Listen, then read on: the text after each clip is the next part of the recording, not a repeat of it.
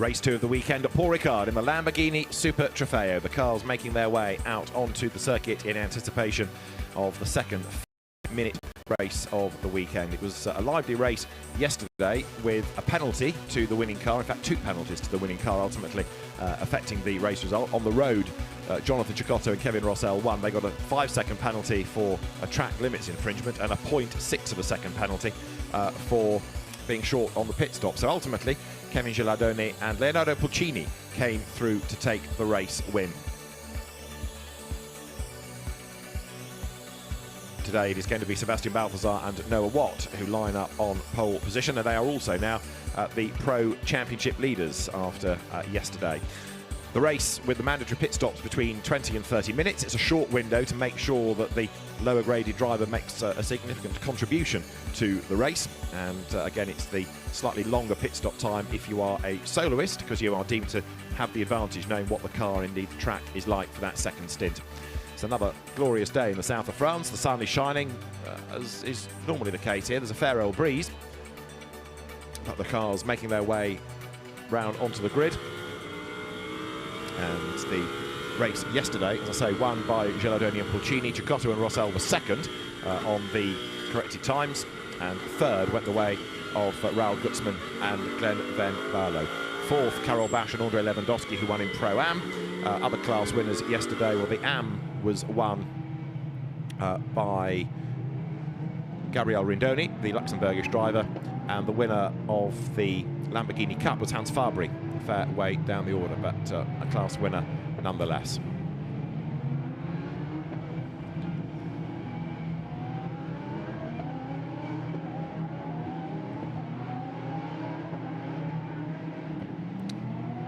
So the cars making their way now out onto the circuit, and they will form up into place on the grid, and then we will be good for, as I say, 50 minutes of racing, but the drivers having had a lap or two through the pit lane just to have more than the one sighting lap round onto the circuit. So pole position going to be the Sebastian Balthazar Noah Watt car.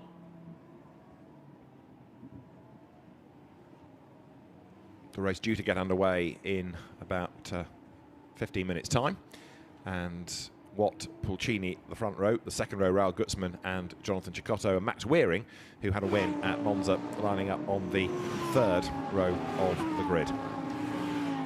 4 classes within the championship: the Pros, the Pro-Ams, the Ams, and the Lamborghini Cup for the real rookies, real gentleman drivers with very, very little racing experience, if any, indeed, before they come into Super Trofeo.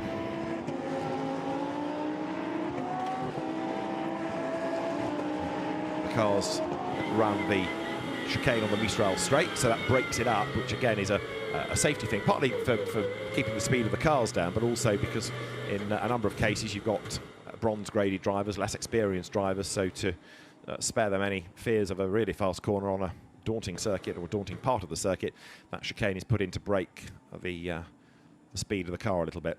To the grid then comes Miloš Pavlović, who's going to be 5th, the car that he shares with Petar Matic, the wealthy Serbian businessman that retired from the race yesterday. Frustration for the team, but back on track today, and certainly with Pavlović starting, that's going to be a quick car.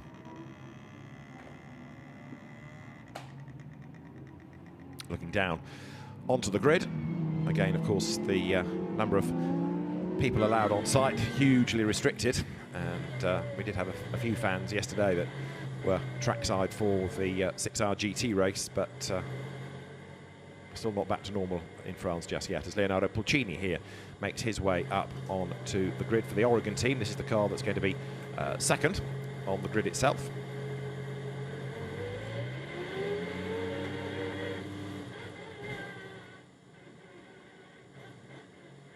So there into position comes Pulcini, threading his way through the traffic. And that car that Pulcini drives, he shares with Kevin Gilardone, and Kevin is on the grid with Gemma Scott. Kevin, down here on the grid now, second on the grid, but certainly a great position to be in. And yesterday's performance after a race win, feeling confident? Yeah, we feel confident. We did a great job yesterday. We managed the tires and the car till the end, so we get a great result. So for this race, Leonardo will start. For sure, he will do a good job, and when I will jump in the car, I will do my best to finish as in front as we can. Excellent stuff. And of course, the weather today a little bit warmer than it was yesterday, I believe. Yeah, like 2 degrees, I think, because it was 24 yesterday. But inside the car, it's always really hot. So we also have to manage our body and our brain to be 100% till the end of the race. Have a great one. Thank you very much, Yeah, Kevin. thank you. Ciao. So there is then Kevin Gilardoni, who will start second on the grid. After yesterday, incidentally, the different classes, just to rattle through, Claude-Yves Gosselin and Renaud Kuppens lead the championship in the AMS by 3 points from Raffaele Giannone, and then Laurent Geny and Cedric Lima a further 2 points back in the Lamborghini Cup, which is not quite as well supported this year as it has been in the past. It is Hans Fabry who has had 2 wins there, so he's now 2 points clear of Pierre Felicioni and Daniel Weszynski. Pro is, I think I mentioned earlier on, Noah Watt, Sebastian Balthazar ahead of Kevin Gilardoni and Leonardo Pulcini, and the margin between them is also a very narrow one indeed, of just 3 points. And the other class, of course, is Pro-Am, which is always a very keenly contested one. And there you have Andrea Kola and Dmitry Kvatsava ahead of Karol Bash and Andrzej Lewandowski. The margin between them is just 1 point. So 3 races in, all the classes looking very tight indeed. Right, let's head back down to the grid and rejoin Gemma. Maxime, obviously a little way back from the front. How are you going to manage through traffic in this scenario? There's a lot of Lamborghinis here and a lot of traffic to deal with. Yeah, I hope Milan has a good first stint and a good start, and then I hope I can finish on a high one today. There's a lot of talk about track limits on this circuit and keeping it clean. How easy is it to keep off of the blue lines? Yeah, I think if you don't overpush the car, it's good to manage not to get track limits. So yeah. Bon courage. Yeah. Thank you. Thank you. Maxime Oesten then, the former Dutch Supercar Challenge, occasional Porsche Super Cup driver, did have occasional outings in this championship last year. 7th he will start, with the opening stint being done by Milan Tikens, who is a Lamborghini young driver and last year's Dutch Mazda MX-5 champion, so something very different for this season. Great looking cars, the Lamborghini Huracan, as you look down onto the grid. And the field then all set, ready for 50 minutes. Mandatory pit stops coming between the 20th and 30th minute. You don't need to do anything like refuel, it literally is just a driver change. So the safety car blasts away from the grid. There, the car of Jonathan Cecotto and Kevin Russell gets ready to go. But very shortly, the rolling lap will be underway. And then this 4th race of the championship will be in business. They go next to Zandvoort in June. Then they have a bit of a break before the Spa 24-hour weekend. Then the Nürburgring in September. And all being well, the World Final will be back this year. Misano is due to be at the end of October. And that's where you have the regional championships as well as the World Final itself. Let's catch up next with number 41, the car of Glenn Van Berlo with Gem. Glenn starting from the 2nd row, or at least Raoul is. You've obviously had a quick chat with him. He's confident for the start? Yeah, we're confident. Yesterday was a tough race. We didn't quite get the race pace, but for today we made a lot of changes to the car. So I think it's promising. Of course, it's a long race, so let's see how the start goes, and hopefully we can have a good result today. Absolutely. Hope we'll see you on the other side of the podium. I hope so. Thank you. Thanks a lot, Glenn. Thank you. Glenn raced really well yesterday, in fact, in the first stint. There's Raoul Gutzmann. Good to have him back, actually. Raoul had that really nasty accident at Spa that delayed the start of the 24 hours because of all the barrier damage last year. But Raoul Gutzmann then is going to start here and got a 3rd at Monza and a 3rd yesterday. So 2 podiums out of the 3 races thus far. Grid formed, and it won't be long then before we get the formation lap underway here at Paul Ricard. The teams making their way off the grid into the pit lane, looking from the last corner down at imposing start straight with the spectacular scenery in the background. And although Paul Ricard, people often jest, has always had the problem of do people want to go to a race circuit or to the coast on a weekend, has always been a great circuit. And in many ways it's the one that came back, of course. For many years it had been lost as a race circuit, the high-speed test track as it was. but then gradually race meetings returned, and it now has quite a busy calendar, which is really good to see, and it does look immaculate. It's a modern circuit, but it's got a load of heritage to it, and of course once more the home of the French Grand Prix. There is the pole position car. Noah Watt, the son of former racer Jason Watt, behind the wheel of the Leipzig entry. That got a penalty yesterday, so it finished 5th on the corrected times. But Noah Watt will go first. Again, you do one qualifying session and you start the race that you qualified for. So these are the drivers that did Q2. 54 Milan Tiken's car is there on the grid. Milan, as I said, the Dutch Mazda MX-5 champion of last year.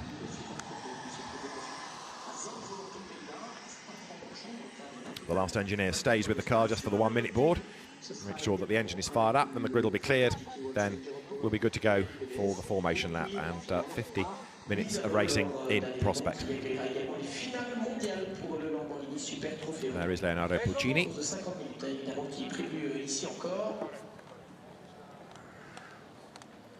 Kevin Gillardoni to take over that car, and the way that it went yesterday, certainly Pulcini was the quicker of the two. Not a huge amount to choose between them, but Pulcini should be the start turn. There is the car number 6 that's going to be started here by Michael Doerbeker, shared with Italian GT racer Mattia Michelotto. They yesterday lost a little bit in the second stint, but were 8th. Doerbeker and Michelotto then good to go, and they sit on the inside of the 5th row of the grid, 9th in qualifying, the time done by Doerbeker. So the last few seconds tick away, and the klaxon sounds, so the 1 minute board is there, the engines fire up, the grid is now to be cleared, and very shortly the Lamborghini Urus as the lead car will move away, and then the race Hurricanes will follow, ready for the formation lap opportunity to get a bit of temperature into the tyres. Like yesterday, we've had 1 or 2 cars with the reflectors on them to try and get rid of some of the heat, but so then you have a lap to get heat into the tyres. So it's a warm day, and if you're the start driver, you're very hot and bothered even before you go racing, because you've been strapped in the car in the assembly area, then you come into the pit lane, then you drive round to the grid, then you sit on the grid.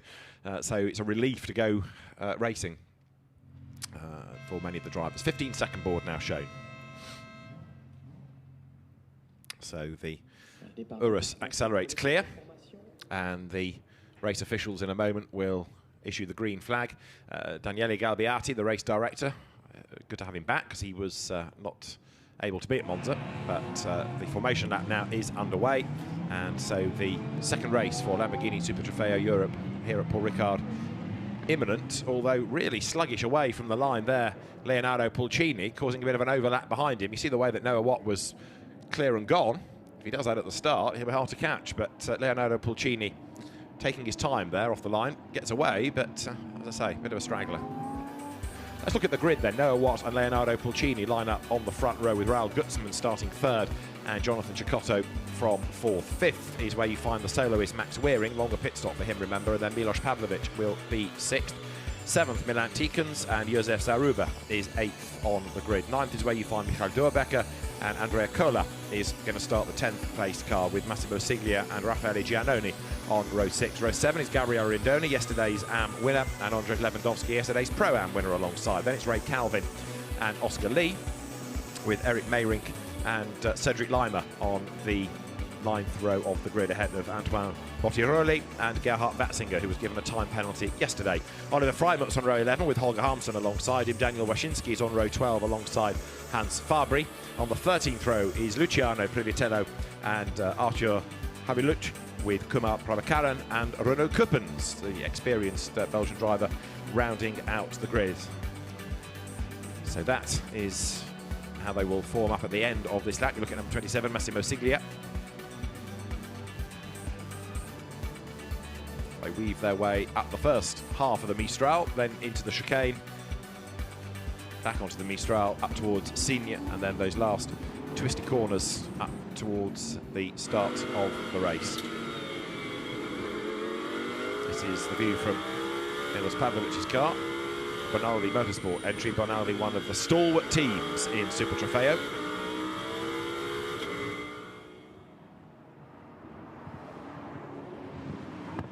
lots of weaving around. The Pirelli tyres, of course, needing to have plenty of warmth in them. And as they come here out of the right-hander of Senior, Pulcini pulls up alongside the pole car of Noah Watt, getting ready for the start. They will be back into that 2x2 Noah's Ark style formation, ready for the rolling start itself very shortly. 11 then, the winning car of yesterday. Kevin Gilardoni and Leonardo Pulcini. Pulcini to start, as we've been saying, and Leonardo from the FIA Formula 3 Championship. He's done some Italian GT racing, former champion of Euro Formula Open. He raced also in Auto GP and GP3, so knows his way around a single-seater, knows his way around a GT car as well. Noah Watt on pole position then. And the Danish driver, a Carter, he's raced in French F4, so he knows the circuit, raced in the Danish, the North European Zone Championships. He's raced in Super GT and came into Lamborghini racing last season. Comes then now in the Lippert car for pole, up towards the end of this formation lap. 21 there, you can see on the inside of the grid, Gabriele Rindoni, the Luxembourgish driver that was victorious in his class yesterday.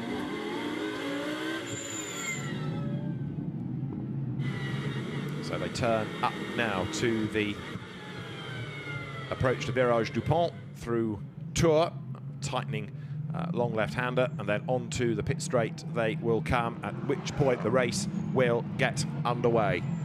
So the car of Noah Watt just slightly in advance of the rest. The one to watch on the first lap surely is going to be number 7 of Jonathan Cecotto.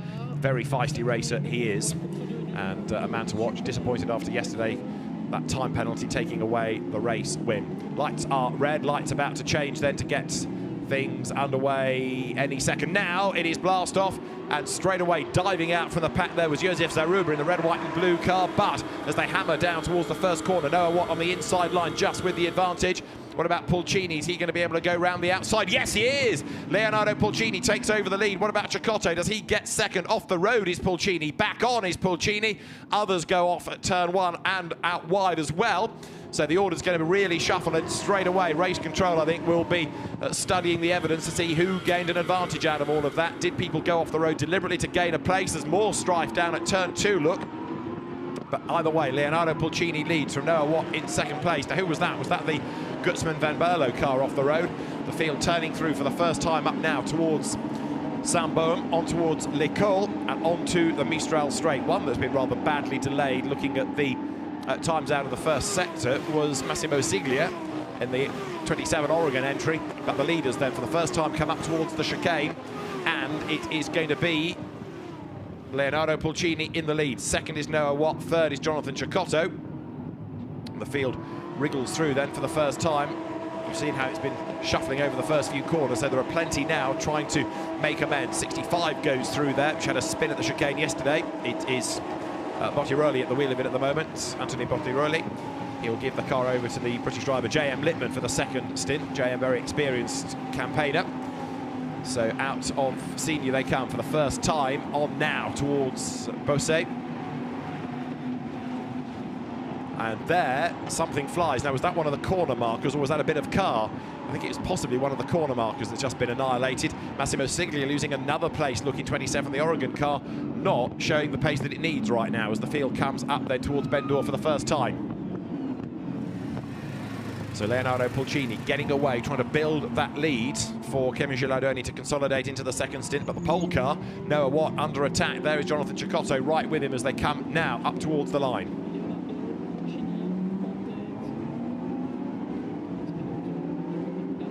Leader goes through. Gap at the end of the opening lap, over a second. So there, Pulcini leads. Second, Watt. Third, Cecotto. It was a win for Pulcini yesterday, but he'd like to do it on the road, just on corrected times. Cecotto third. It's Pavlovic fourth. Milan Tikens fifth. Josef Zaruba is sixth. Raul Gutzman is eighth, in fact, now behind Max Weering, but ahead of Oscar Lee and Andrea Kohler, who round out the top 10. Another one that's rather dropped back on the opening lap is in 17th, Eric Meyring, the Brazilian, in the car that he shares with Dan Pale. So that's another one to watch in the second stint, maybe, as Zaruba there goes through 6th, just ahead of Max Weering, the man that won the first race at Monza. The other Monza winner, by the way, Alberto Di Folco, not here this weekend. Replay of the start, you see how from 8th on the grid, Josef Zaruba, was right up towards the pit wall. Noah Watt on the inside line, but have a look at Pulcini, because he stands his ground on the outside, but what he doesn't do is get the car turned into the corner. So he ends up running wide off the racetrack and gaining potentially an advantage, because he didn't have to check the pace of the car in quite the same way that others did. So they're the pink nose Oregon car, familiar colour scheme of the Oregon team that they've run for many, many years over all different categories of car. There's Pulcini round the outside, but he doesn't get the car turned in properly. So look, he's off the road, so are others. And some do gain an advantage, and that will be looked at, I'm sure, by race control. So expect messages to appear to fill in the news. This is how Pavlovich saw it. So there is Pulcini on the outside to the right. Pavlovich goes for the inside, but have a look at Pulcini. Look, he brakes as late as he dares, turns towards the corner, over the curb. Now, granted, he was ahead, but he wouldn't have stayed ahead if he'd really had to stand on the brakes and get the car through that left-right. So arguably, he got an advantage there by being off the road. Pavlovich in turn up behind Cecotto, but there is the race leader, Leonardo Pulcini, through then at the end of lap 2. Yesterday's race, 24 laps, so that's going to be the target, as Noah Watt runs second, slightly quicker on that lap than the leader. Third is Cecotto, then in 4th place remains Pavlovich. Tikens is 5th, and a gap back to there. Josef Zaruba in 6th spot, just ahead of the Max Wearing Raoul Gutzmann battle. Oscar Lee is 9th, Andrea Kohler 10th. Oscar Lee, again from Pro-Am, he will give way to the very quick British driver Dan Wells. And that's another car that you can expect to be really consistent and quick all the way through. Now, yellow flag, safety car is being deployed. Safety car out for an incident somewhere. I've not seen it yet, but the safety car called for by the race officials. So as the field here comes onto the Mistral straight, where is the incident and who has gone missing? It looks that it might be number 5 that's not come through at the end of the second lap. So Artur Havriluch off the circuit somewhere. Havriluch new to the championship, and so safety car is deployed. So all of this counts within the 50 minutes, and it means that everybody now bunches up. It means that the quick drivers in stint 1 now can make less of an impact for their co-drivers, because they will have fewer racing miles to do. So curious in a way that we have the safety car. There's so much runoff here, so many access roads, that normally an incident can be dealt with quite swiftly without the need for an interruption. But as you see, safety car conditions now apply.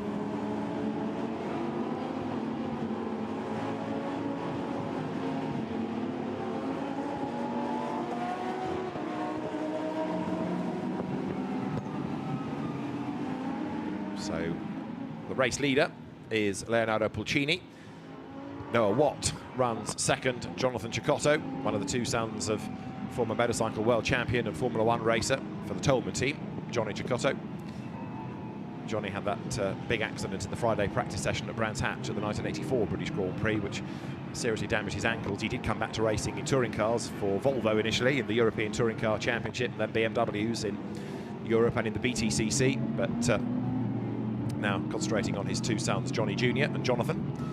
Jonathan Cecotto raced in Italian GTs, raced in single-seaters in Italy, and has been very much part of Lamborghini for a few seasons now. World final winner as well, going back 2 years, the last time we had it at Jerez.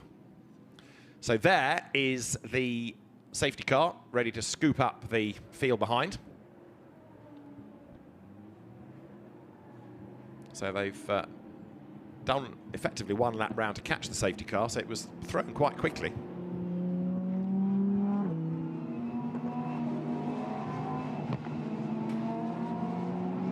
Down through turn 1 goes Pulcini.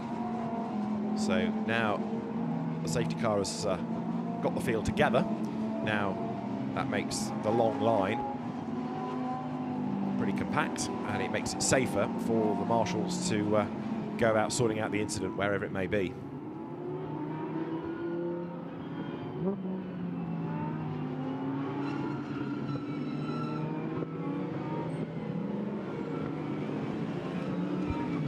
Number 99 under investigation for not respecting the safety car procedure. Number 99 being Andrea Kohler, who is in 10th place at the moment.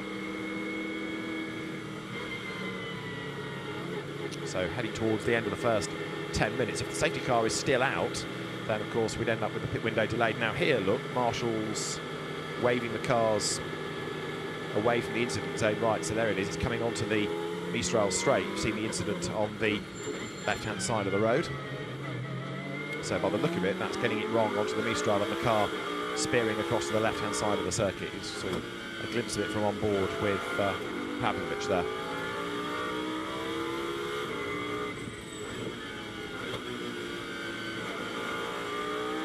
So the car's up towards the chicane on the Mistral. The safety car stays out, but that part of the circuit, speed building, and as I say, by the look of it, the car of newcomer Artur Havriluch, a GT3 Poland entry, going off the circuit towards the barrier, so it's onto the Mistral. Be the fastest part of the circuit, but speed would be building. So safety car stays out for the moment.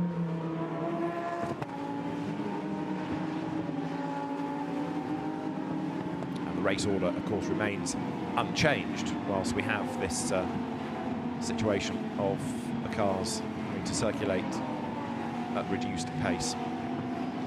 So, real shame, because it means that the fast drivers get less opportunity to show what they're capable of. We are also, of course, only now 10 minutes away from the pit window opening. And that will be delayed if the safety car stays out, so it'll be interesting to see how swiftly this can be attended to as the yellow flags fly. Leonardo Pulcini, the race leader. Safety car turns its way here out of the left-hander. Now there is the car in question. So Artur Havriluch out of the car. That's the good news. The car is now towed out of harm's way, so a little bit shaken maybe, but car actually not looking as badly damaged as you might have feared. So we are looking, hopefully, at not being too far away from the restart here.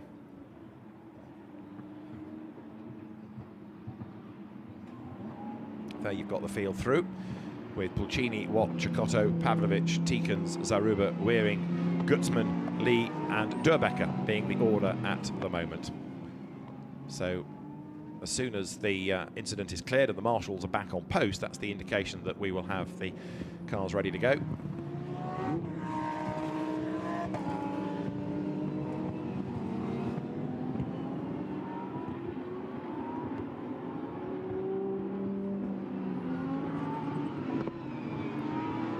So the lights still flash. When the lights go out atop the safety car, that's the indication that we will be set to go racing. And it's going to be in this time. Yes, it's on the timing screen now, just to confirm. Safety car in on this lap, so we're almost good to go.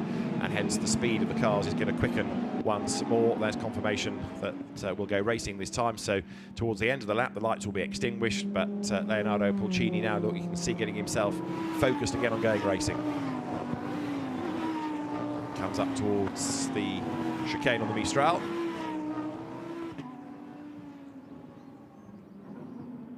And turns then into the chicane. He's a man on a mission, look, because he's already gapping Noah Watt. We're still behind the safety car.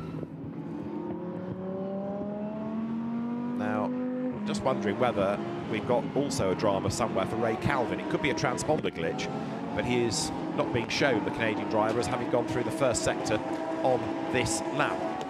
Not aware that anybody else has stopped, and it does look like Ray Calvin's car is there, so it should be a transponder glitch as the explanation for why looks like he's got a drama. But we are set to go racing, and it is going to be Pulcini, Watt and Cecotto, three of the top drivers within the Lamborghini Super Trofeo these days, ready to duke it out once again.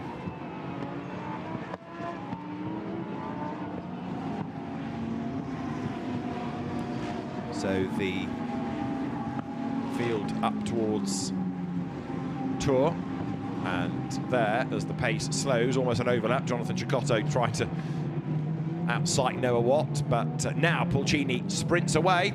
Safety car will peel in, and Leonardo Pulcini accelerates away, and then he slows right down. That's not what you're meant to do, because once you've accelerated, you're meant to keep accelerating, not go and slow, because that just creates mayhem behind you. So Pulcini might get a smack on the wrist for that. We'll wait and see. But as he comes down towards Virage Dupont, finally now he is committed to accelerating, and we are good to go with just under 37 minutes on the clock then. So we're racing again. I shouldn't affect the pit window, therefore, as we've got just under the 7 minutes before the window opens. Leaders go through. Pulcini in number 11 for Oregon leads. Second, Noah Watt. And third, Cecotto. Leipert then second of the teams, and the third is the GSM Racing entry of Jonathan Cecotto. Down into turn one they dive. Challenge being made there. Look on the inside line. Number 63 goes through on the inside line. Cedric Lima, massively experienced Lamborghini Super Trofeo racer, going back to the Gallardo days and earlier, in fact.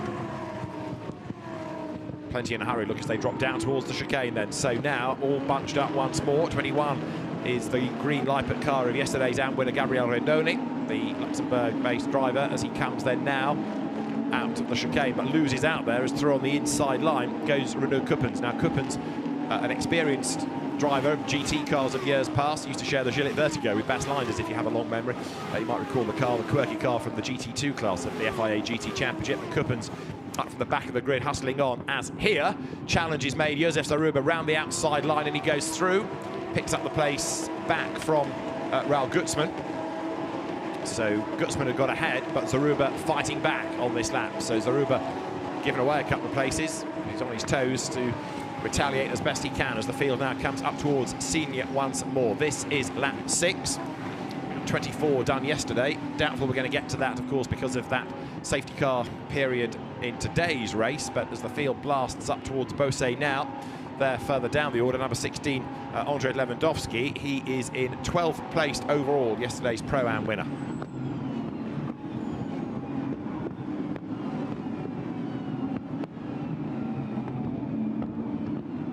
Raffaele Giannoni, 96, goes through.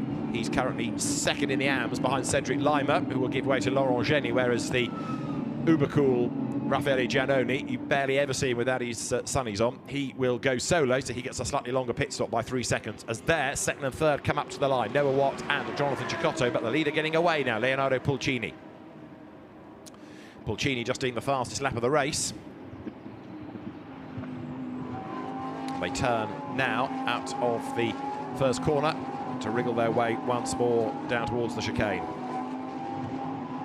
Great battle going on lower down. Look, as there to the inside, and for AM honours, still hanging on in there, Cedric Lima, but Raffaele Giannoni and also Gabriel Rendoni right there behind. Over the line, Giannoni was ahead, but Lima goes back through on the inside at the first corner. And the delayed Eric Meyrink in the car that he'll give back to Dan Pale, that is in the battle as well, but a long way down. That's an overall contender. It's a pro-class car.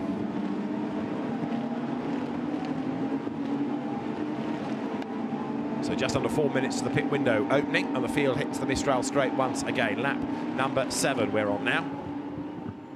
There towards us comes Josef Zaruba, who was 7th across the line, having dropped back behind Max Weering, but retaking Raul Gutzmann. So he lost 2 and gained 1 on that lap.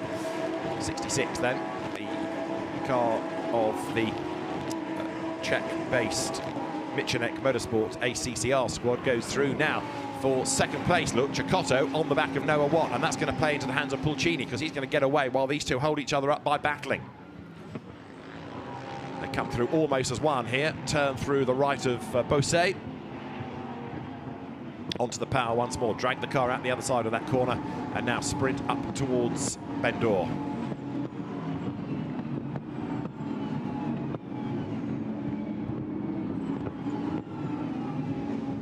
Another curb-hopping moment goes on there, which is for number 51. That is another of the Leipert fleet, and it's Oscar Lee ready to give way to Dan Wells on the pit window, which is only about 3 minutes away from opening. As there, Cecotto brakes late, brakes hard. Milos Pavlovic is still in 4th place, under attack from Milan Tikans. The two green cars then, differing shades, but comparable pace, come through together.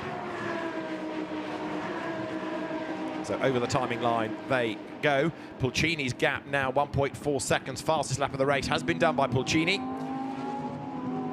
Through in 4th, Pavlovic. Tikans 5th. Weering is 6th. That's the fight for 7th as Zaruba goes through ahead of Raul Gutzmann.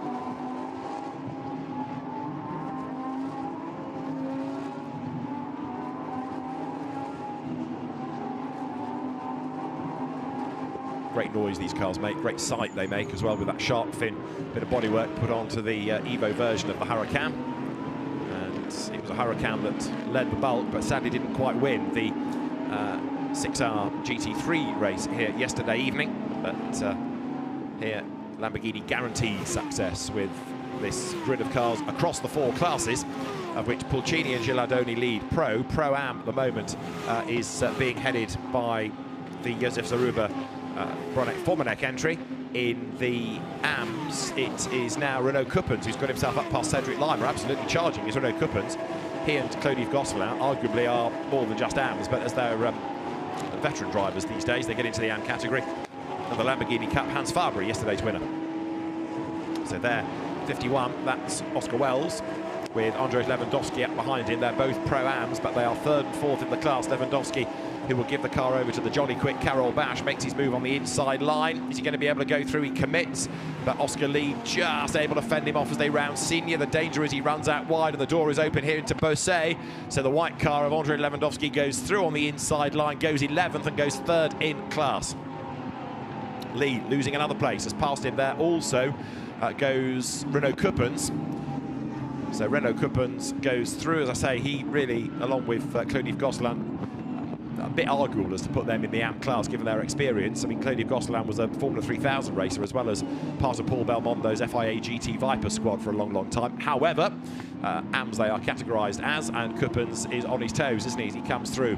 Pit window will be open at the end of the next lap as the leader goes by. Pulcini to what? 1.4 seconds. Cecotto not able to make progress against Noah right now.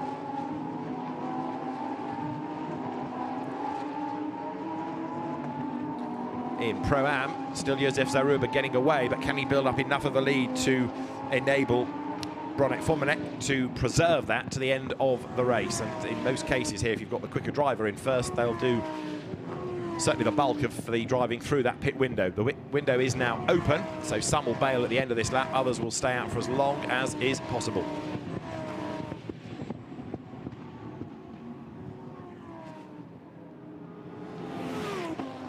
Onto the Mistral once more they come. This is lap number 9. The lead gap 1.4 seconds, so it's close between Pulcini and Watt. It's going to be, of course, Gilardoni versus Sebastian Balthazar in the second stint. And what about number 7, which will be given over to Kevin Rossell, another of the Lamborghini young drivers, the Super GT Denmark champion of 2 years ago. Kevin Rossell, don't rule him out either.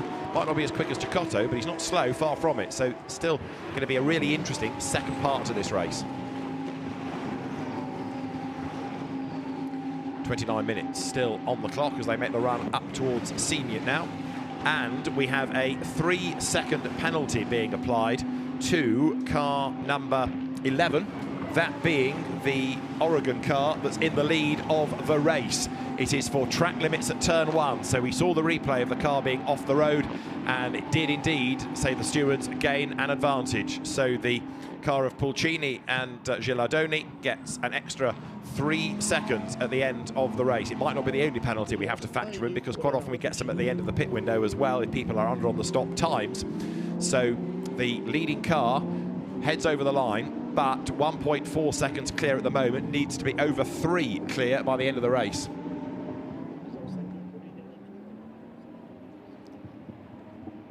So there, getting the news is Leonardo Pulcini, and it was that section of circuit where he ran off the road on the first lap and for which he's copped the penalty. Now, with the window open, we are getting people in. Raul Gutzmann is in, and also in as Michael Duerbacher. Andrzej Lewandowski is in, Oscar Lee is in, Raffaele Giannoni is in, and this is the replay from on board the Oregon car. That, I'm assuming, is the first lap, and that's what the driver did. That is what Pulcini did to earn the penalty. So you saw how off the road he was. Pit lane getting very busy indeed, and the slower drivers now giving way to the quick ones in many a case. Raul Gutzmann to hand number 41 over to Glenn Van Berlo. Eric Meyrink to give way to Dan Pale as well. And this is the fight for second place then. Watt versus Cecotto. Up to the chicane comes number 2, then Noah Watt, Jonathan Cecotto behind. So Leonardo Pulcini, race leader, trying to break away 3 seconds to be added at the end of the race to the leading car. So it's not to be served in the pit stop, it is a time penalty that gets factored in at the very end. So wherever the gap is, you've got to factor in these 3 seconds. And right now, it would not be enough of a margin to win the race. I know we've got another stint and different drivers, of course, in the cars, but if the race were to stop now, then it wouldn't be a win because the gap is only a second and a half. There goes the leading trio up towards Vendor. So is it going to be Pulcini in this time, or will he stay out a little bit longer? He was quicker yesterday than was Gilardoni. Cecotto, for example, third, was quicker yesterday than was Rossell, but that's the leading car. And the interest is going to be whether that penalty can be overcome in the second part. Cecotto again on his toes, looking for a way past Noah Watt coming into the Virage du Pont. Look at all that traffic pouring out of the pit lane ahead. The danger is that Pulcini's going to suddenly come across that. He might come across some of the slower cars before he is due for the pit lane. There is Watt second, Cecotto third, Pavlovic fourth, Tikan's right with him in fifth, sixth is Max Wearing, gap back to seventh there, Josef Zaruba. Now this is a replay of the pit lane with a rather hesitant car there trying to get away, and when it does, oh dear, oh so nearly wipes out the Oregon entry. Who was that? Was that 51? Was that Dan Wells, possibly? It's very unlike Dan Wells' pit stop, if it is Dan. It looked like 51 might have been that car, but drama's in the pits. Anyway, the officials will look at that if there's anything that needs looking at. So right now, Milos Pavlovic running fourth, the leading Pro-Am driver, ahead of Josef Zaruba and Andrea Kola in third place.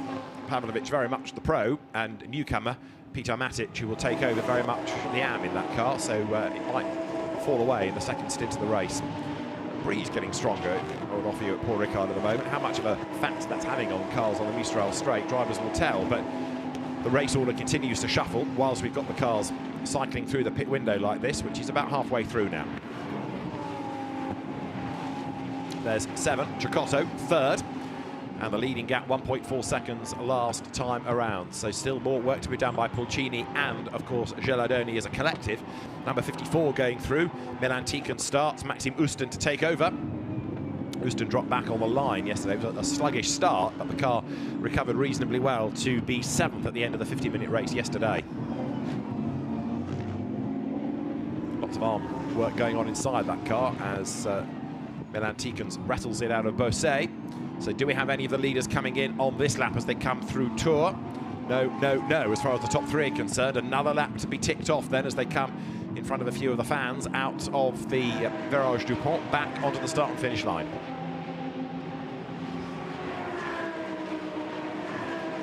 Cecotto goes through. Tikan's pits out of what was 5th place to give way to Maxim Ustin. So that's the first really of the leading cars to come in.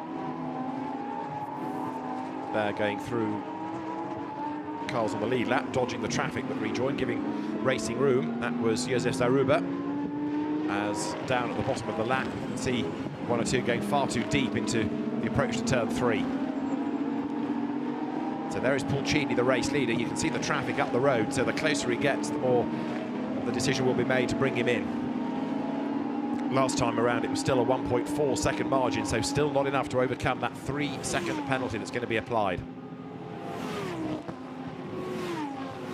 Here's another look at what was going on in the pit lane. In fact, I think that's live at the moment. 21 is there. That's the car of Gabriel Mindoni. So we'll come back to that replay of the pit drama. Traffic pouring back out onto the circuit.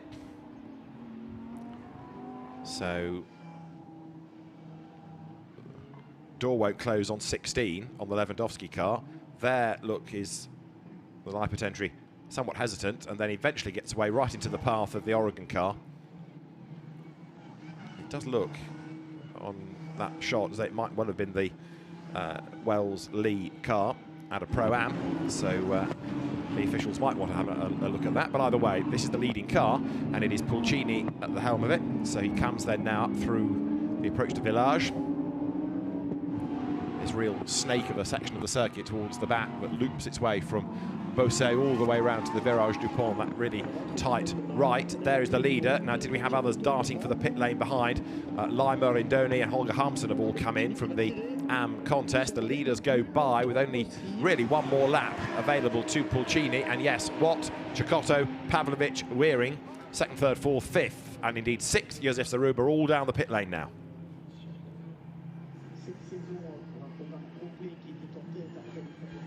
So the race leader braves it out for one more lap, but the danger in doing so is that he's going to come across a little bit of traffic if he's not careful. So Leonardo Pulcini throws everything at one last qualifying lap, if you like, here to try to stretch that margin over the traffic behind. Down the pit road, with the timing line, of course, being midway down the pit straight here. So some you think are a lap down when they make their pit stop, but they haven't broken the beam. They do that as they leave the pit. They'll stop, cycle through. So Noah Watt gives way to Sebastian Balthazar in number 2. Jonathan Cecotto hands 7 to Kevin Rossell. 2 Lamborghini young drivers then at the GSM squad. Door shuts, and Cecotto says, go, go, go. The team ready to release the car, because you've got to factor in the drive time to the pit stops, and away goes Cecotto.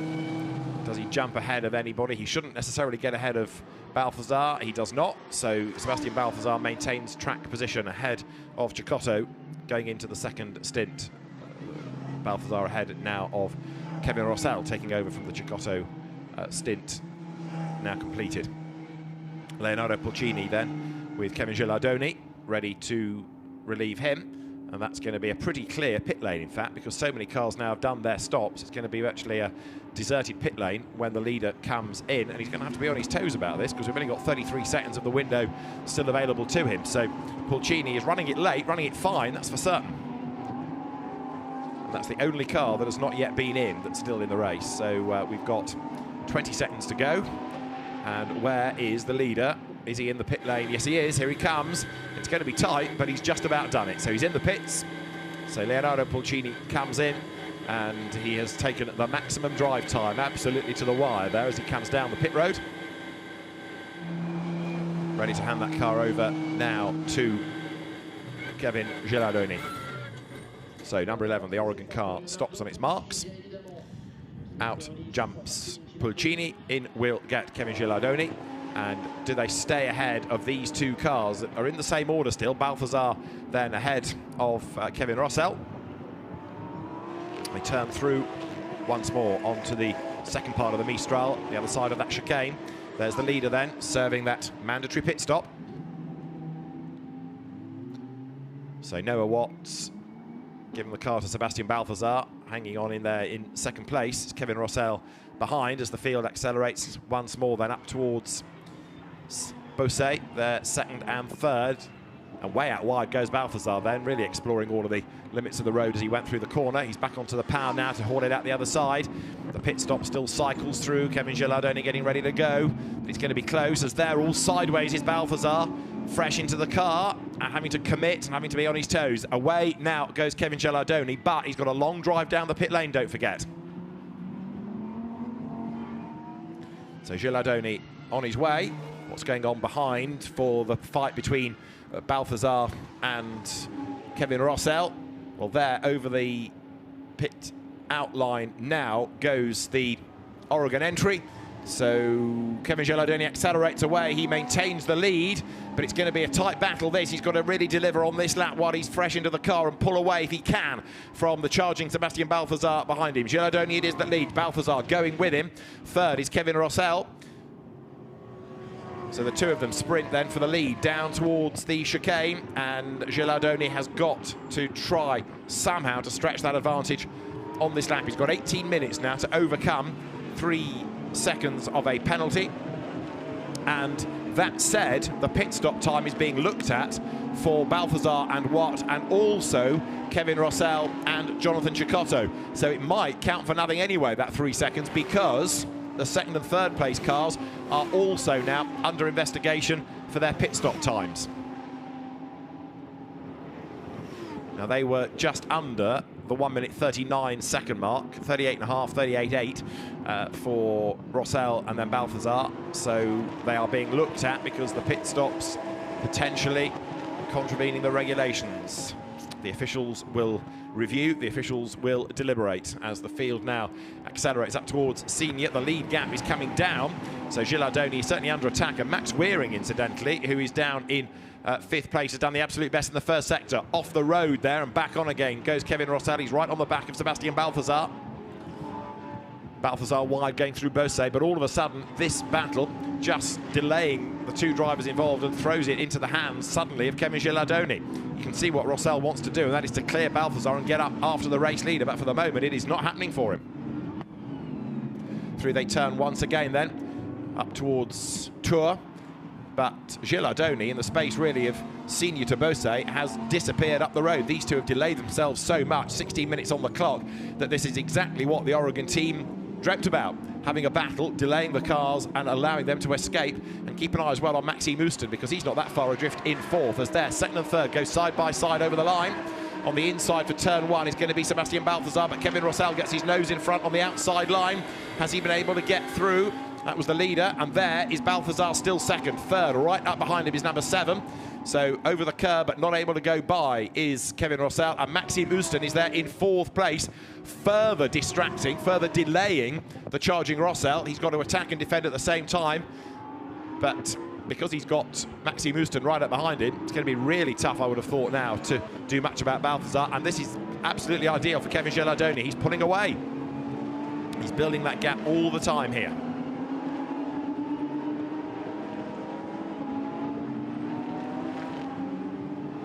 So there, once more onto the Mistral, they come. This is lap 15, and just under 16 minutes to go with a flying lap at the moment. The best people are doing 2 minutes 4s, 2 minutes 5s. So 2nd, 3rd and 4th again into the chicane. Mistake by Rossell, outbrakes himself, goes out wide up the escape road. And is that going to give now Maxime Houston the place? Well, there, first of all, is Balthazar back through, and Rossell slots back in behind, so arguably gained an advantage there because he didn't have to slow down as much as the others did for the 2 elements of the chicane, and it brings Maxime Houston up on the inside line coming towards Beausset, but he couldn't find a way by there. So there are going to be penalties for number 2. Balthazar gets 0.4 of a second at the end and 1.4 seconds at the end of the race for the car that there is off the road, that of Kevin Rossell for being short on the pit stops. So the top 3 have all got a penalty. 3 seconds for the leader. Car number 2, as I say, is a 0.477 penalty. And there's a penalty going, of course, also, as we've just heard, for the number 7 car as well, that of Kevin Rossell and Jonathan Cecotto. Slightly bigger penalty because it was a shorter stop. So the field works now. Lap 16, over the line they go. And just like yesterday, penalties affect things, but it is 3.3 seconds here between Gilardoni and Balthazar. Add the 3 seconds on, it's 0.3 of a second, but then there's a 4/10 penalty to give to Noah Watt, Sebastian Balthazar's 2nd place car. Are you keeping up with all of this? So penalties for the first 2, and indeed 4th now, because up into 3rd place has gone Maxime Houston. Let's have a look at the classes for a moment and take stock of what else is going on in the race, because Raffaele Giannoni in the black car leads the AMs from Gabriele Grindoni, who was the winner of the AM class yesterday. They now come up over the line, and Raffaele Giannoni hanging on to the class lead with 13.5 minutes just over still to run here. Out of turn 1 they come. Fastest lap still that of Pulcini, incidentally, from earlier on. So these are your top 2 AMs. In Pro-Am, it's now Bronek Formanek in 66 ahead of Dimitri Gavetsava, and then Peter Matic. That's the order. And the leading Lamborghini Cup entry is Hans Fabry. So the Leipzig car of Gabriele Grindoni on the back there of Raffaele Giannoni, the vastly experienced Lamborghini racer Raffaele. I mentioned earlier on about the World Final, all being well, back on the calendar in the end of October. That's an event where, for the World Final itself, you have the AMs and the Lamborghini Cup entries running in races of their own. You have the pros and the pro-AMs together, but the AMs and Lamborghini Cup drivers get races of their own, giving them something to fight for. It's really good to see those drivers running at the front rather than being overlooked as just a class battle. Now, the team manager of Giannoni's car immediately to go to race control. So it's quite rare these days that you have to go to race control. In COVID times, it's all done electronically or by messages, but a physical presence is required from Raffaele Giannoni's team, so he leads the class, but it might not necessarily stay that way. It doesn't look like it was a problem with the pit stop time, but the team manager is being summoned to see Daniele Gagliati, the race director, as they're squeezed up the curb on the inside of the road. Was 21, that being Gabriel Rendoni. 12 more minutes are on the clock as they battle their way for AM honours up now towards the Virage du Pont once more.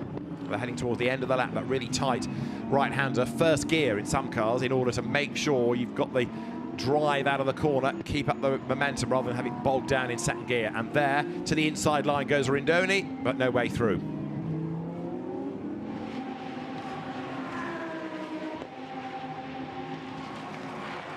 So over the timing line go the leading AMs. They are 15th and 16th overall. Just up the road ahead of them is Dan Wells, whose car's not delivering what you might have anticipated in this second stint in the race. Others that are starting to come good, as I say, Max Weering is up into fourth at the expense now of Kevin Rossell. So Rossell, number 7, fading somewhat. Is that a mistake that he's made, or is that pure pace? Bearing in mind they've got a penalty anyway, that's not good news at all for Kevin Rossell and Jonathan Cecotto. 41, Glenn Van Berlo goes through. So he's gained another spot at the expense of Rossell. So it's all going from bad to worse for number 7. Has it got a problem? Maybe. There is Glenn Van Berlo taking over from Raoul Gutzman. There's Rossell. Well, Kevin Rossell's last lap was a 2 minutes 6.8, about a second off the pace. He's going to have lost even more ground on this lap as an effort is made here. Look, diving up the inside. That is Dan Wells getting himself up past Petra Matic. So for 13th overall and another place in the Pro-Am class, the Far East-based Brit Dan Wells goes through on the inside line. There's one up the escape road, look in the background as well, getting it all wrong under braking for the chicane. And that car wriggling its way back onto the circuit. 10 more minutes of the race to run here at Paul Ricard, the 4th round of Lamborghini Super Trofeo Europe. 23 turns through, that being the VS racing car of the Malaysian, Prabhakar and Kumar. So the classes, Pro-Am still Formanek from Kvatsava from Karol Bash. Can number 16 of Karol Bash do anything about a class win before the end, as their 63 goes through, that being now Laurent Geny at the wheel, and he in turn is trying to keep Ray Calvin behind him. These are AMs, but this is the fight for 4th and 5th in the AM class, and a big slide by Ray Calvin there. He held it well, but he's lost a good 3 lengths if not more against Laurent Geny just up the road ahead.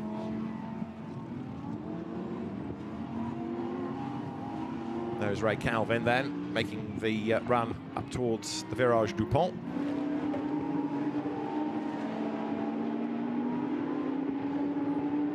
Turns over the line as you look at the Pro-Am leader, Bronek Formanek, now having taken over the car from Josef Zaruba. And Bronek Formanek actually out on his own, isn't he? He's not got too many cars to have to worry about at the moment, so the second stint has rather played into the hands of Bronislav Formanek as he accelerates once again onto the Mistral straight. Formanek, who has raced in Formula Renault, he's raced in Radicals before coming into the Super Trofeo, first in 18, then back last year. Now this is number 2, Sebastian Balthazar, under attack from Maxime Ouston for second spot on the road. The gap between the top 2, by the way, is down to 2.8 seconds. So if Ouston can get past Sebastian Balthazar, that's going to give him the win on corrected times, look, because they're closing on Kevin Gilardoni. So 54 there. Maxime Ouston looks to the tight line as they come out of Bendor through Village now, up towards Tours. He's going to be on the inside line for the next corner. He should be able to dive through then. Maxime Ouston hits the brakes hard, scrabbles up the inside line.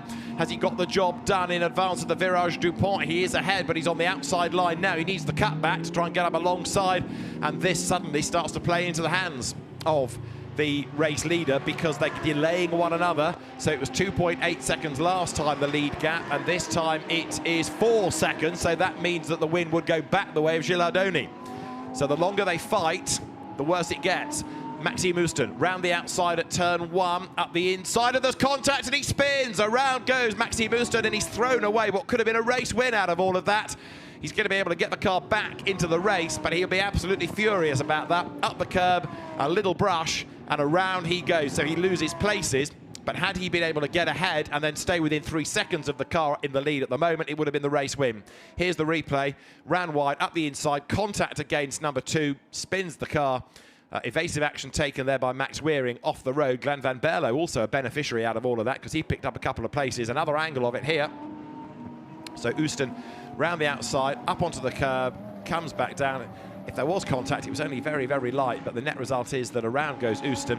And so Kevin Gilardoni given a get-out-of-jail-free card. So he remains the leader, possibly by an even bigger gap now, over a car that carries a 0.4 of a second penalty. So up into third is now going to be Glenn van Berlo, number 41. You can see the black and purple car there. Fourth is Max Weering, and fifth is the recovering Kevin Rossell. So another real shuffle around. So now we need to start looking at gaps again. 6.5 minutes, give or take, still to go. There through is van Berlo.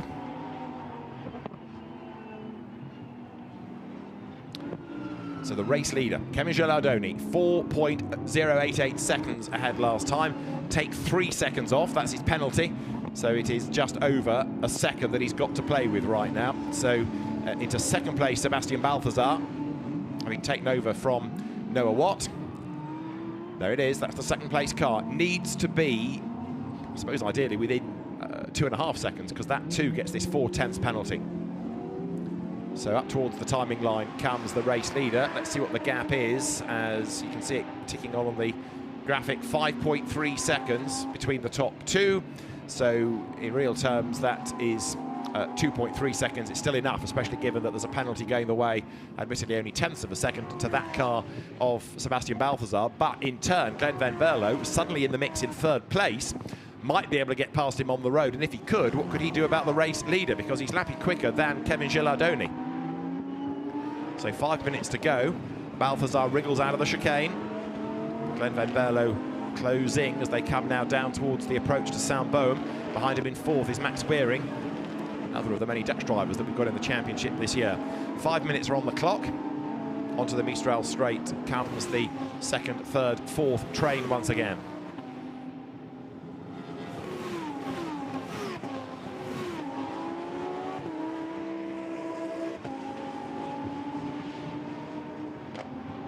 Hard on the brakes is Sebastian Balthazar as he flicks into the left, into the right of the chicane. Tucked out behind him, Glenn van Berlo. There is number 61 of Max Weering, the man that won the opening race at Monza. And then next in the queue, Kevin Rossell. That's another car to be given a penalty. So Rossell, who's just not as quick as Giacosso anyway, losing out because of the undercut on the pit stop time and the penalty given at the end of the race. So what we have crossing the line is going to be, like yesterday, somewhat different from the final order.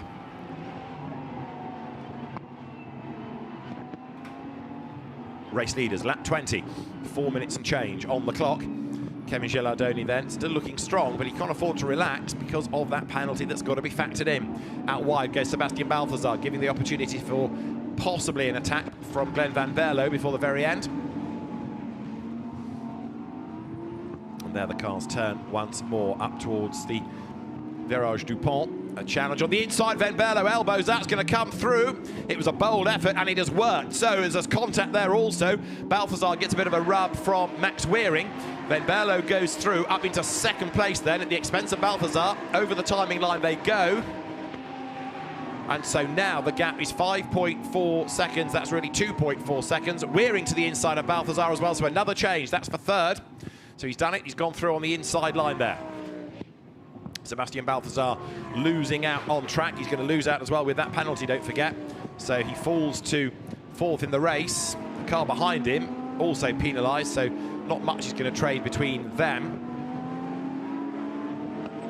And Balthazar off the road, up the inside of Max Weering, forces him off the road, and up past one and possibly up past two is about to go Kevin Rossell, who leans on Max Weering, but Max Weering quite rightly stays ahead of Balthazar, but up through 2 places gained goes Kevin Rossell, and you've got to say that Sebastian Balthazar's got a case to answer out of all of that. That was decidedly robust, and it was a bit unnecessary, really, to be off the racetrack as he was. So Kevin Rossell gains 2 places on the road, but remember he's got a penalty to carry over at the end of the race. We're going to get one more lap out of it at the end of this, by the way. And a spin!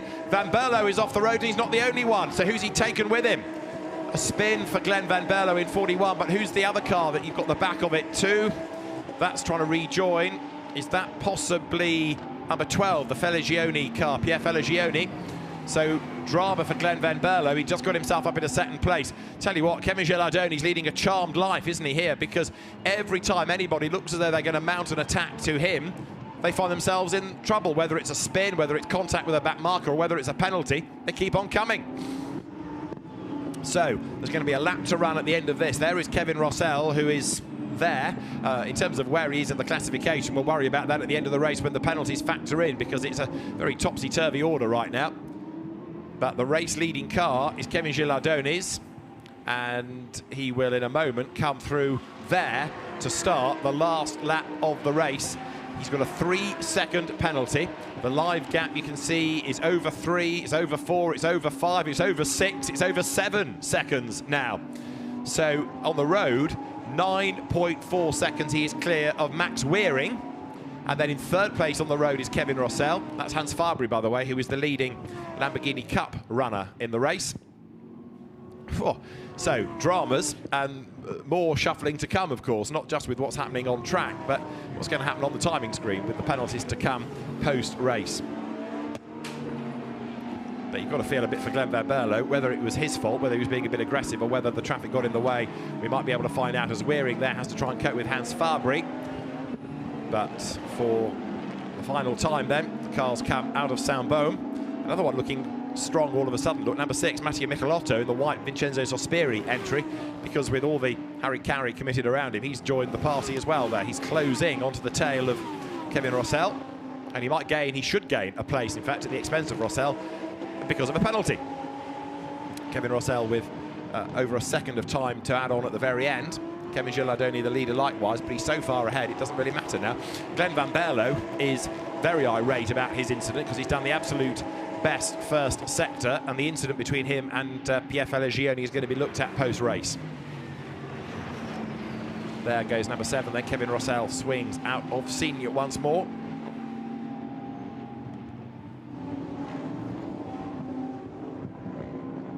So for the last time, somebody in strife there. Back marker off the road, that could be the recovering Feligioni trying to limp back to the pit lane and keep out of everybody's way. Checkered flag is at the ready, and so Kevin Gilardoni, there he is, he's going to come through to win on the road, but is he far enough ahead of Max Weering, allowing for the penalty to take effect? Weering at the start of the lap was 9.4 seconds back, so there, number 11 comes up towards the line. Back marker behind, so Kevin Gilardoni will take the checkered flag to make it 2 out of 2 this weekend for him and Leonardo Pulcini. Second will be there, Max Weering. Third on the road is Kevin Rossell, but about to inherit third, I reckon, is Matteo Michelotto. Still they come pouring through. Sebastian Balthazar is set for 5th. Spinner Maxi Musten 6th on the road. Glenn Van Berlo is there, losing out to Bromek Fomenek and also to Karol Bash. And in the end, Pro-Am has changed on the last lap because Karol Bash has gone through, takes 7th, and the Pro-Am win. Karol Bash ahead of the Fomenek and Zaruba car, and then third of the Pro-Ams is going to be Andrea Kola and Dimitri Vatsava, is it? No, that car is delayed as well, so it's going to be Guillem Bayer and Massimo Siglia, third of Pro-Am. The Am class yet to get to the line, but it was Raffaele Giannoni who was leading it, and indeed hangs on in there to win it.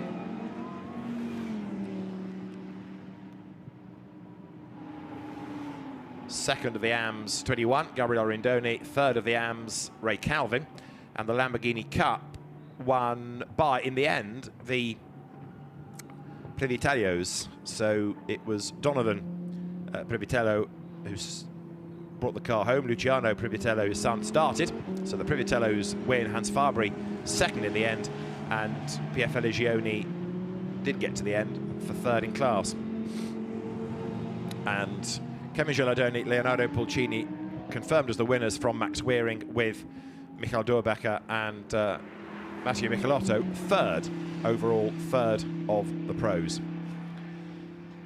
So again, a race in which the time penalties for track limits and for the inability to get the pit stop spot on had an effect. The cars making their way now back to the Parc Fermé area, going offline. There you see, to get the pickup, therefore to add a little bit of weight and a bit more ride height with the rubber underneath the tyres that they can pick up offline. So 2 out of 2, and the incident between Glenn Van Berlo and Per Fialegione, no further action being told from race control. This is how Carole Bash got the lead of Pro-Am on the last lap. Dived up the inside at Beausset, got a bit of a squeeze, lent a little bit maybe on Fomenek, so he was out wide over the curb. Fomenek on the inside here, leans on Carole Bash, gets sideways, and Carole Bash off the road, coming under attack from Glenn Van Berlo, dives back onto the circuit, gets ahead and stays ahead coming up towards Tour. Fomenek determined to try and find a way by, but unable to do so. So Carole Bash really feisty driving to win the category.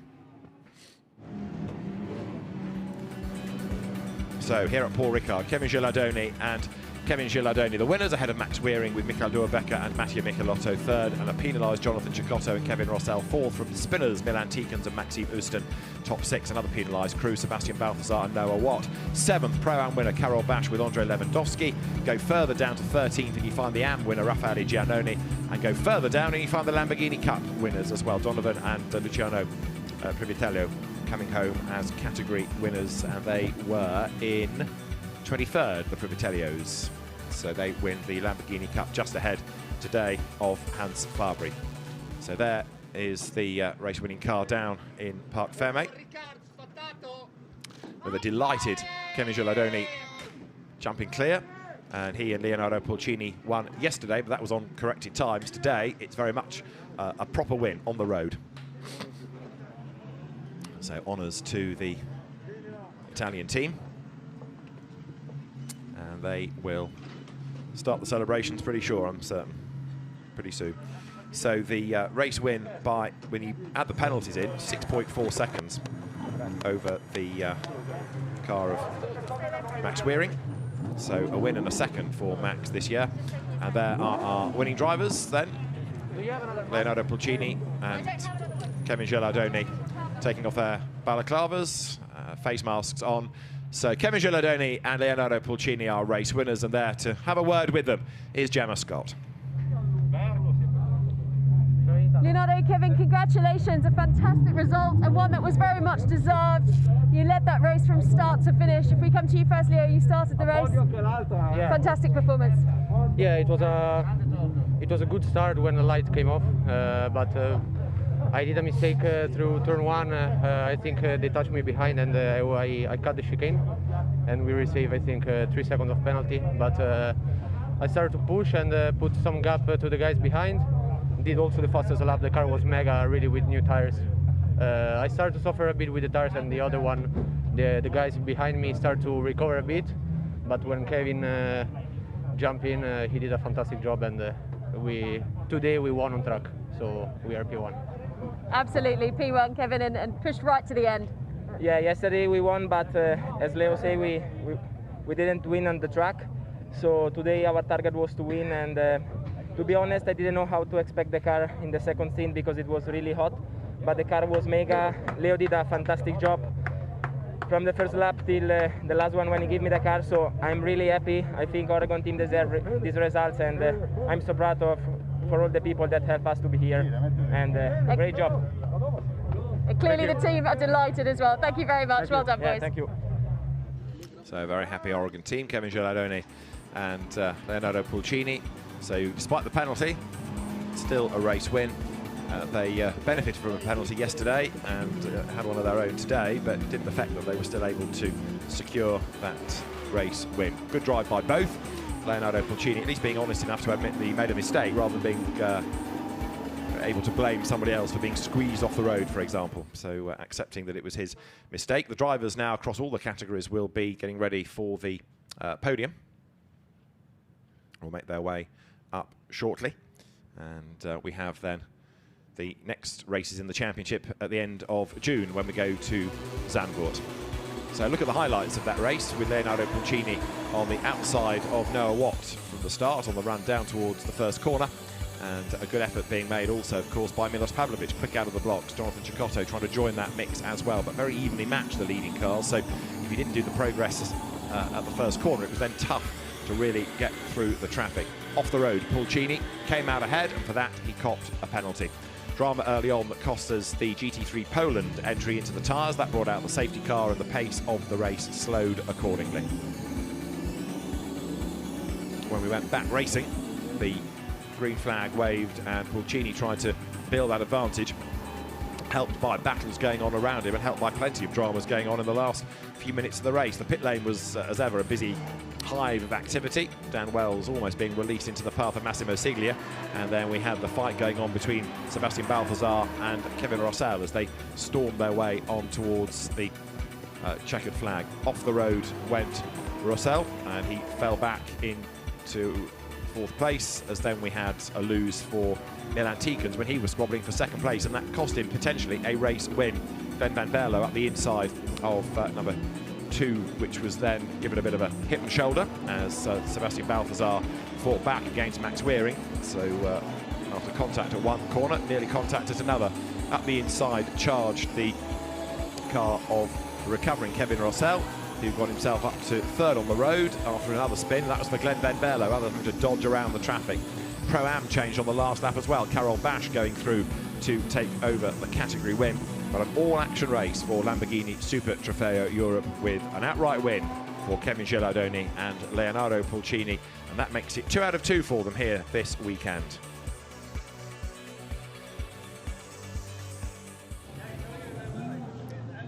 So the drivers are ready. So we'll get the pro drivers called forward in a moment, with the 3rd placed crew being for number 6, Michael Durbecker, and co-driver Mattia Michelotto. So they will hopefully step forward in a moment.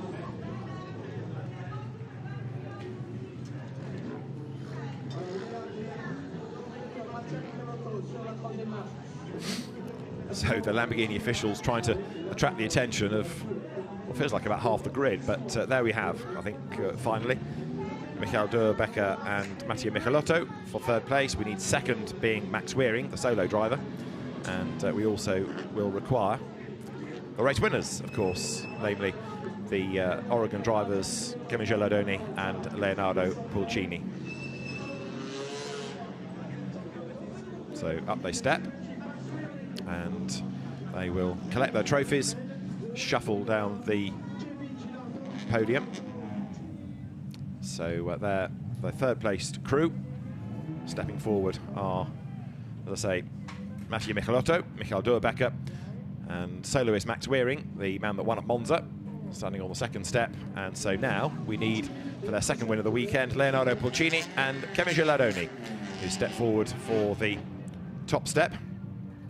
And as the Oregon drivers stand on the top step of the podium, it's a win for the Italian Oregon team, a 2nd win of the weekend for Kevin Gilardoni and Leonardo Pulcini, and the story will continue on the 19th and 20th of June weekend when the championship is at Zandvoort.